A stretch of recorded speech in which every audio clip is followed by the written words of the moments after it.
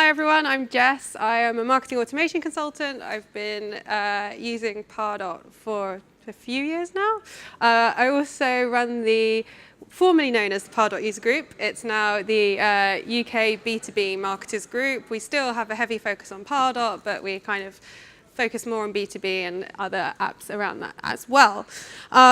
So today I'm going to be talking about Pardot for Salesforce Admin. So what that means is I'm not going to be training you on how to use Pardot, and I'm not going to be talking about it from a marketing perspective. I'm going to be talking about what, as a Salesforce admin, what do you need to know, what will you need to set up, and what is going to affect your Sales Cloud org. So first off, we'll take a look at what is Pardot, what does it do, what objects does it sync with? How does that sync work? What does it look like? What do you need to be aware of? What fields and data do you look at? So what information is being passed back and forth? Scoring and grading, which is a nice little feature in Pardot that I think is underutilized and ties back nicely to Salesforce. And finally, the actions that you can perform with Pardot and how you can get that to work alongside Salesforce. So first of all, actually, how experienced are we with Pardot? So who here has used Pardot before? Okay, good. And who is a Salesforce admin? Okay, all right. So I'm going to be talking about using terminology for Salesforce admins, so hopefully that's all familiar to you. And you should all know that Pardot sends emails. So Pardot will send emails to your marketing database. But it's a lot more than that. So it also has the capability to produce forms and landing pages inside, much more easily than Marketing Cloud, I have to say. And these will they can sit on your website, feedback, and create more prospects in your database. It can track activity data, so you can see who has been clicking links in your emails, but you can also see who has been visiting pages on your website and what content they're interested in and what they're interacting with. You can build tailored nurture programs, just as the one in this example. So it's not kind of one-on-one communications. You're not just sending out a list, an email to a specific list in a kind of a batch email. You actually can build these much more advanced tailored journeys and really tailor that content to your prospects.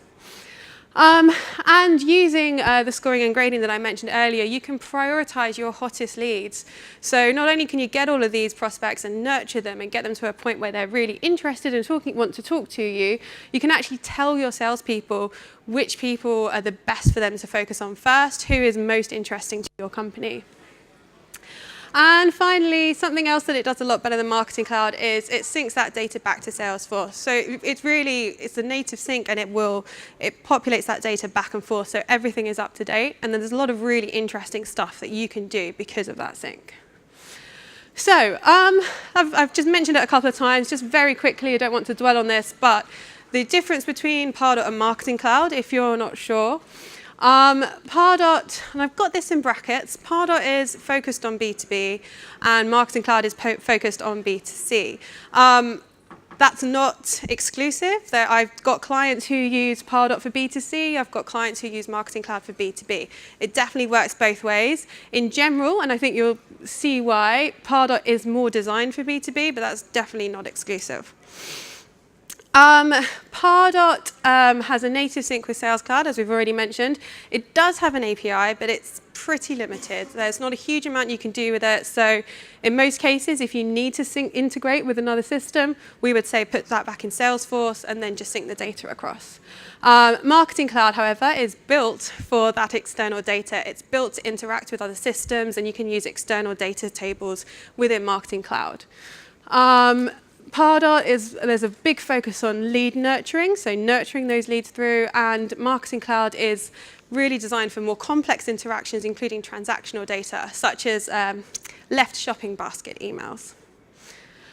And finally, in general, and this is the big differentiator, Pardot is really well suited to longer considered purchases. So anything in a long B2B sales cycle, or even B2C, something like if you're buying a house, for example. If you're selling houses, that's not a quick purchase. So that might be something you'd want to nurture someone with. And Marketing Cloud works much better for e-commerce platforms, things where you're interacting with different websites, different data, and bringing those real transactional emails through.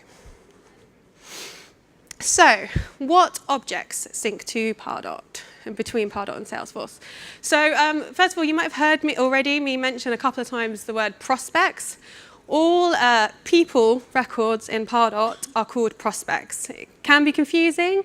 Obviously, because this could be employees, this could be existing customers. It's not necessarily a type of person. Prospects are just what those records are called in Pardot. And they sync back to Salesforce to leads, contacts, and person accounts. You do need to set up person accounts if you want that to happen. It won't happen straight out of the box, but it's pretty straightforward. And that is a two-way sync. So that information passes back and forth, and you can create them back and forth as well. And Pardot will also sync to accounts and opportunities and custom objects if you've had those provisioned for your org. But it is read-only. So you can't update account or opportunity data in Pardot. You can't update custom opportunity data in Pardot. But it will read that information from Salesforce, and you can use it to segment. So you can use things like, this prospect has an opportunity closed won in the past month, and segment that and send those prospects on a specific journey. And there is a selective sync. Historically, this has been pretty tricky. So Pardot connects via a connector user, as some other different systems use, so you should hopefully be familiar with that. But what it essentially means is that what that user sees is what Pardot sees. So if you want to restrict access to which records sync back to Pardot, historically, you would have to do that via sharing settings. With a release that has just come out, you can do that using kind of business unit settings, which is very exciting, and it's much, much easier to set that up. But that is a possibility, something to be aware of. Okay, so how does the sync work? I'm not going to talk about it at length. I have given a whole talk on this topic before. But there are two main things that, as admins, you need to be aware of. And they are sync errors and assignment. Sync errors, the most important thing to know is you don't get a notification. So if there is a sync error between Pardot and Salesforce, this could be something like a prospect has filled out a contact us form. You want that prospect to immediately be created as a lead in Salesforce and assigned to a user so they can contact them. If there's a sync error, that won't happen. That prospect will just sit in the back end of Pardot and you won't know. So you do have to keep an eye on these sync errors. And this is what they look like. So obviously, I've blurred out some details here, but you can see that it's things like validation rules. If you've got validation rules on data in Salesforce and you haven't got that data in Pardot, that will fire, it will stop the sync. Deduplication, data, especially pick list values, all of that kind of thing will cause you a problem. So just be aware of that and check that. You need to check that table every day, because if something goes wrong, you won't know about it until you check. And assignment. Assignment is key in between Pardot and Salesforce, because at the point at which you assign an owner to a record in Pardot, to a prospect, that is when they will be pushed to Salesforce and created as a lead, or a contact if you've set that up, but the default behavior is for them to be created as a lead.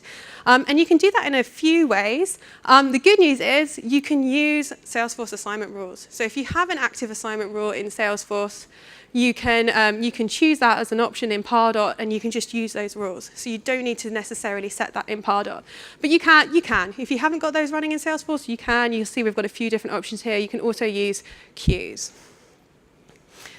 All right, and then fields and data. So the information that we see in Pardot. This is what a prospect record looks like in Pardot. Nice interface. You'll notice that on the left, we have all of the default fields. So these correspond to default fields in Salesforce, most of them, the vast majority of them.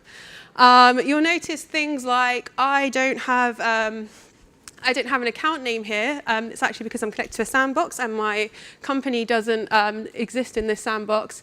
But it will pull that information through. Once you've got the company, and you'll push through to Salesforce, it will pull all of that information back from Salesforce. So anything that's filled out in Salesforce, as soon as that prospect syncs, it will be pulled back. We've also got custom fields. So you can build custom fields, and you can sync these back to Salesforce also as custom fields as well. They don't have to. They can exist just in Pardot if you only want to use them for marketing purposes. The one thing that you really, really need to be aware of when you're building custom fields between sync between the systems is that the API name on the lead, on the field for the lead and the contact has to be exactly the same. Otherwise, Pardot will only sync to the lead or to the contact for that field.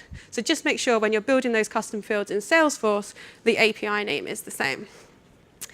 And then we also have this really nice section here called activities. It's really hard having two screens. I don't know where to point. But you'll see we've got things like I had 2 page views. I opened an email. And for some of these, I've been attributed a score. So this is where the activity tracking comes in, and this is where it will accumulate to give us an activity score. And you do get this information synced back to Salesforce, so your sales reps can go on the lead or contact page and see which pages on your website those people have been viewing, which emails they've been interacting with. So it's really useful for sales teams when they're coming to interact with these people for the first time. And finally, this little section here, I keep mentioning it, we'll talk about it in a second, scoring and grading. So this is where that information sits, and again, this syncs back to Salesforce, and we can use that in a really nice way.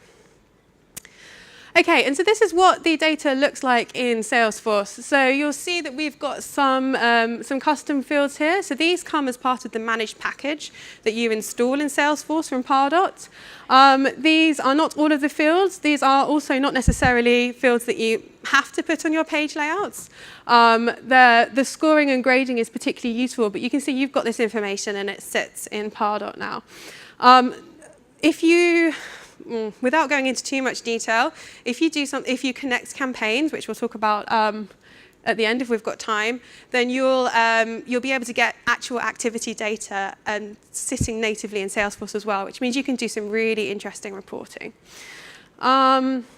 You'll also notice, this is a nifty little feature that you get on the page layout. You can, from your sales reps, directly from the page layout, without having to log into Salesforce, can add prospects to different lists, so which can be used to add them to specific journeys. So if you have a prospect that your salesperson has contacted and they said, I'm not ready to buy yet, speak to me in a couple of months, you can put them on a nurture program direct from the page, and they will go through that program just automatically. So that's a really nice feature that I think is underutilized. And then finally, this is what the engagement history looks like in Lightning in Salesforce. And this is where you see things like, okay, this person submitted a form, they visited the website, they clicked this track link. So all of this is really useful information for your sales reps. And it's easy to set up, and all of the components and fields, etc., all come as part of the managed package. Scoring and grading. So this is a really nice marketing feature that marketers get very excited about, which is why I think it's important to talk to you about it, because it's very useful. And it's a really nice way to identify who your hottest leads are. So there are 2 aspects. Scoring shows their activity, so it's accumulated based on the interactions they have had with us, and it shows us how interested our prospects are in us.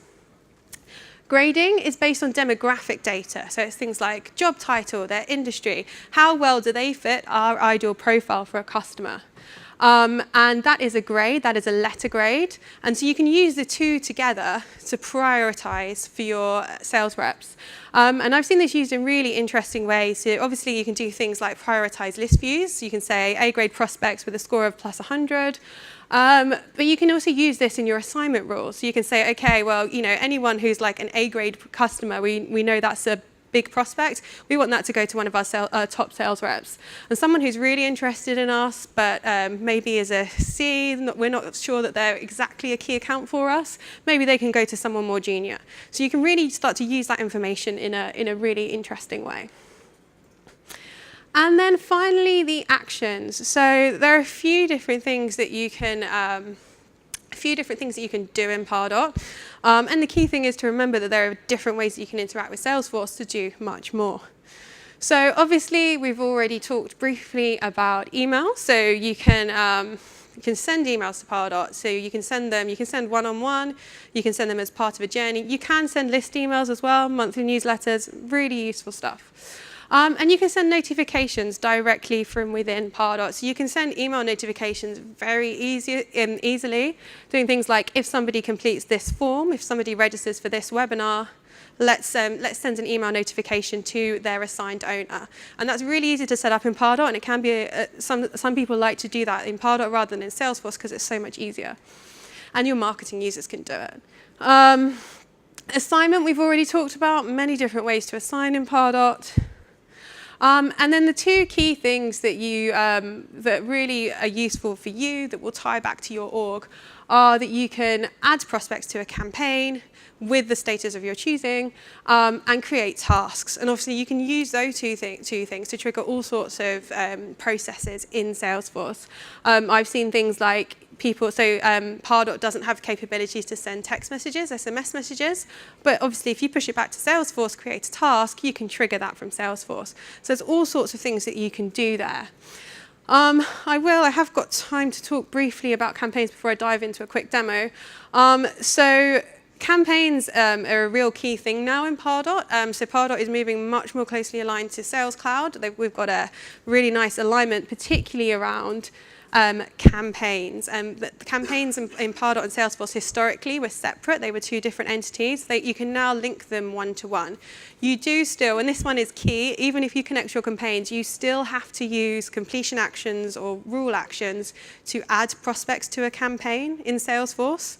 We're hoping that will be less so in the future, but that is a thing that you have to do. But what it means is once you've connected those campaigns, you can do things like view a report of your campaign, view a report of how well your prospects are interacting with those specific emails you send. What are your open rates and emails for that campaign, and all that kind of data. So it gets really, really interesting. You can do multi-touch attribution. Andrea did a talk on it this morning, which unfortunately I missed, but I've heard it was really good. So watch that video if you get the chance. So yeah, campaigns, really hot topic at the moment. Okay, and then this is Engagement Studio. So this is my favorite bit about Pardot. This is where you can build those nurture journeys. And I'm just very quickly going to dive into an org and show you what that looks like in practice and show you the kind of journeys that you can build. So So this is just a training environment. There's another key thing that I want to mention. Pardot doesn't currently have a sandbox. So that's a big one. You can get, if you are a Pardot customer or a Salesforce partner, you can get a training environment, which is what this is. Which is great because you can build all of your things. You can't send emails from it, and you can't copy anything from your live org. So it does make testing more challenging. And you can't deploy from it either. So it's something to be aware of. We've heard rumors that that's going to be changing soon. So fingers crossed that's a quick move. But yeah, so this is my Engagement Studio. You'll notice that there's a recipient list here. So every nurture program you build, not every email, but in general, if you're sending an email out, you organize your prospects in lists in Pardot. And you can build really nice, they're called dynamic lists, where you segment the list live, and it will update itself. So you can really keep that data up to date. So I've chosen a recipient list for my program. And I've got here is a trigger. I don't have a specific template selected, but I can see, has this prospect opened this email, yes or no? If they have, great. I want to see if they've clicked the link in that email. If they have, I'm going to add them to this list. And that list might be prospects engaged in our program or something. And then here, have they opened this email? If not, okay, maybe let's resend it in a couple of days. So you can see, and we can do things here like, okay, we're going to adjust the score, and maybe here is where I want to create a Salesforce task. So let's say interested lead, assign it to the assigned user, which is their sales rep in Salesforce, give them a due date, and then just say, hey, this lead is interested in X, Y, Z. And then that will, 11 days, that's a long time to respond. And then that will sync straight back to Salesforce and create a task for them. So Yeah, it's really useful. It's a really nice interface. And the really great thing about Pardot is that marketing users can use it. You don't need to be technical. You don't need to have learned SQL and AMP script and all that stuff. It's here, it's click friendly, it's user friendly. So I think I'm going to wrap up there. If you have, let me get on the Q&A slide. Do you have, hang on, is it going to load? So great. So I hope that I've shown you the things you need to know and be aware of. Pardot is a really great tool. It ties in so nicely with Sales Cloud. They've really put an emphasis on that, on how closely they're tying it together. Do you have any questions? Yes. If a sales user wants to send emails, do they have to log into Pardot if they don't have Engage? Is there another way around? You can send one-on-one emails from within. Can't send list emails. No. More than one person. So you can if you use the feature that's on the page layout, which is add to list, if there is an automation set up for that. So you could maybe set up an automation in Pardot saying, if someone is on this list, send them this email, and then they can use the add to list feature. It still wouldn't work. You can do one-to-one without Engage. You obviously don't have the same reporting, and you don't have the same flexibility with the templates. But list emails, you'd probably want to be a bit more creative with the solution. From campaigns. Campaigns is a better way to do it. Yeah. Thanks. Okay. Yes? Sorry? Revenue cycle. So in terms of opportunities and things like that. There are a couple of answers to that. The first one, which we're kind of moving away from, is that there is a report in Pardot called the Lifecycle Report. I'm not going to have any data here, apologies, it's a brand new org. But you have this is out of the box, you don't have to do anything to get this to work. But this is your pipeline report. The challenge with this report is we've got marketing qualified leads here and sales qualified leads here. You can't set your own personal definitions for those. You just have to go with Pardot's definitions. Pardot's definitions is a marketing qualified lead is the moment it is assigned to a user, and a sales qualified lead is the moment an opportunity is created. So it is useful if that is exactly how you're using it, then that's very useful. Otherwise, less so. Campaigns, you've got to be using campaigns. There, especially with new orgs, you've got the B2B marketing analytics. You can do multi-touch attribution reporting with campaigns. That's really the way that everything is moving, and you can obviously then report on opportunities, what stages they're in, how and what campaigns have influenced them along the way. So that's the way to go. Yes? So you said that there are no sandboxes for Pardot, so how many training orgs can you get? You should only be able to get one training org per one org that you have. So if I have Dev, QA, UAT, one-to-one training. In terms of sandboxes? Salesforce you. Yeah. You'd probably need to speak directly to best practice. It completely depends on what you want to test. It depends. I like to test in, if possible, if there's one available in a partial sandbox, in a partial copy, because then you've got some data that you can test against as well. Obviously, that's not always available for Pardot, so it really depends on what you're using. But it is challenging to test, given that you can't copy your data over. Is Salesforce deploying Salesforce Admin,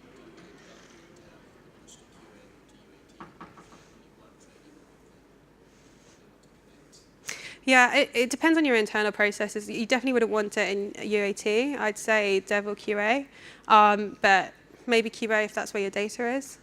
But yeah, so you might. I don't know. I don't know that if you can only get one. I think that's the party line at least. Okay. Yeah. You're finding that email openings are going down because just like for me, for example, I use Gmail and I've got this great little filter, so all my promo stuff just goes over to a big box I never see. Yeah. And when a Pardot email gets sent, it comes with the Pardot stuff in the background, isn't it? So things like these email filters are just boxing them off. And if so, are there any other actions you can do with Pardot? Obviously, you can update Salesforce records and emails, but can you use other social media things like send LinkedIn emails? So there is a social posting connector that doesn't interact with LinkedIn inbox, anything like that. Unfortunately, it just posts to your social profiles. Touching on the emails, there are obviously things that you can do to try and make your email look less promotional. Things like sending text-only emails until you've built out that reputation help. But Pardot, unless you tie it in with other systems, and we do have, it does have integration with Marketing Cloud, Social Studio, and Ad Studio. So you can tie all of that in together, and you can use it to generate more like audiences on Facebook and things like that. Because you're right, people are doing that; they're filtering their inboxes. But it's a challenge for marketing in general, yeah, I think the answer is you can tie it in with other systems, but also just try to improve your email delivery into the inbox. We've just set up a LinkedIn campaign, and so we've got the LinkedIn form, which is great. But I was sort of toying whether should we put it to, because I've just got those demo partner things as well, so I was wondering whether to set up a landing page in Pardot and then get them to go from LinkedIn to that. But actually, the LinkedIn form is really good. So. I've seen this come up a few times with with those, because the social forms are really nice, but you can do that kind of form capture via Salesforce. It's a little bit, you need a little bit of Devi work, but it is possible, and then obviously that will feed back into Pardot. Any other questions? What's a common problem when you try to integrate Pardot? Data. It's clean data. If you're doing duplicates, which are just a problem in general. But yeah, clean your data, merge your duplicates before you try to sync, because if you have, especially if you have duplicates in Sales Cloud, they will create duplicate records in Pardot, and then you have a really nice situation where if you merge them in one system, you still have 2 records in this one, and it will create the duplicate again. So yeah, just be aware of that and clean your data first. Okay, all right. Well, thank you very much.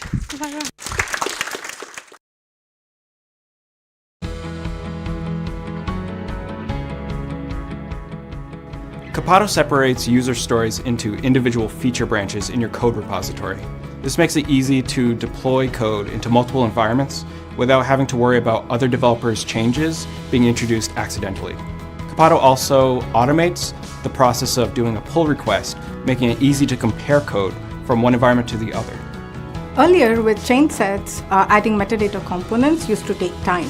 But with Copado, it has become easy and quick, because it provides ability to search, filter by type, last modified by, created date, etc. Also, it has ability to integrate with Jira, Git, Bitbucket, making it powerful and providing traceability for our changes. As a release manager at MassMutual, the great benefits I see are it helps us to bundle multiple user stories across the team and deploy in one go, which saves a lot of release time. But in chain sets, we have to deploy user stories individually. With chain sets, developer can skip an environments while deployment, but with Copado, we have a set deployment flow between the environment. Copado comes with a great reports and dashboard, which helps us to track an org level metadata changes. When I joined MassMutual approximately a year ago, we had a team size of around 50. Now, over the last year, we've increased probably about twofold, and we've gone over 100 people for this team. Bringing in Copado was one of our best decisions. Not only was it a scalable solution with delivery with high confidence, but it also introduces and integrates the QA piece, establishing a CI/CD pipeline that every company really wants in today's day. They have given us professional support. They have given us innovative solutions. They have really worked with us hand in hand closely to make it a success story for us. What some people may not realize is that MassMutual has been on Salesforce now for many years. As we leaned into our digital transformation, this presented both a challenge and an automation. This presented both a challenge and an opportunity in terms of maturing our release management practice. I'm actually very pleased with both the features and the partnership Copado has offered. We've achieved a number of short-term wins, and I'm now more confident about our future ability to scale our DevOps practices here at MassMutual.